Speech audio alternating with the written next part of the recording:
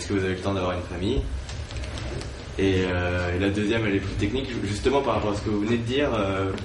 Il me semble que sur le projet Wicca, vous avez dit on a d'abord relancé la fréquentation, on a eu plein de gens, et puis après on a cherché le business model. Je trouvais ça assez curieux comme façon de faire. D'accord. En fait, donc sur la question j'ai une vie de famille le week-end, samedi complet, dimanche complet. C'est vrai que le reste de la semaine, c'est pas mal de boulot. Donc ça, c'est chacun qui s'organise, mais il faut trouver l'équilibre entre les deux. Sur le deuxième point, sur la question de l'audience, en fait, ce qui se passe, c'est qu'avec dans la spécificité de Facebook, des jeux avec Facebook, il s'est passé un élément qui a existé pendant quelques mois, qui était ce qu'on appelait les notifications dans Facebook. C'était la capacité, à chaque fois que vous faisiez un événement sur quelqu'un, de pouvoir diffuser aux autres personnes. Donc ça avait un effet de viralité extrêmement fort. Et donc effectivement, dans ce cas-là, on a été amené à imaginer beaucoup de fonctionnalités qui nous permettaient de recruter gratuitement beaucoup d'audience.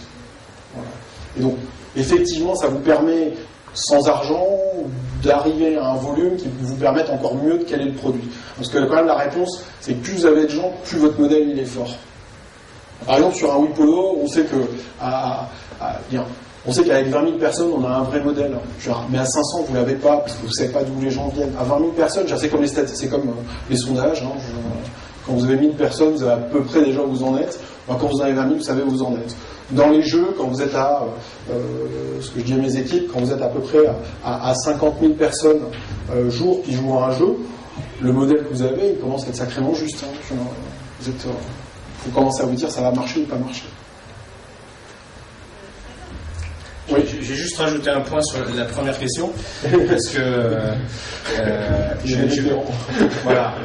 Moi personnellement j'ai 4 enfants, et donc c'est effectivement un exercice très compliqué. Il faut avoir un excellent conjoint ou une excellente conjointe, et surtout il faut gérer ses priorités. De toute façon l'entrepreneur il gère en permanence ses priorités, et donc il faut savoir dire stop des moments, et puis il faut arbitrer. Mais finalement, c'est ce qu'on nous demande en tant qu'entrepreneur en permanence, dans même le job en lui-même, parce qu'il y a X chemins, il y a X possibilités de perdre son énergie, et que garder son énergie intacte au bout de la première année, au bout de la deuxième année, au bout de la troisième année, c'est essentiel. Si vous êtes mort, sinon vous êtes mort, parce que c'est vous qui tirez. C'est vous qui tirez. Et donc il faut sans arrêt arbitrer, mais c'est tout à fait réalisable. Je sais pas, c'est pareil, mon 4e enfant arrive au mois d'avril, j'ai une famille aussi, j'ai trouvé mon rythme de vie, c'est effectivement un projet de couple, un projet de famille, c'est clair et net, donc il faut avoir un conjoint qui fait partie du projet et qui soutient dans les moments un petit peu difficiles. Après, c'est une organisation d'emploi du temps à définir et à convenir pour être présent aussi. Moi, c'est plutôt le soir entre 22h et 2h du matin. Si possible, pas le week-end, mais c'est un peu difficile quand il y a un serveur qui sonne un petit peu, mais c'est possible.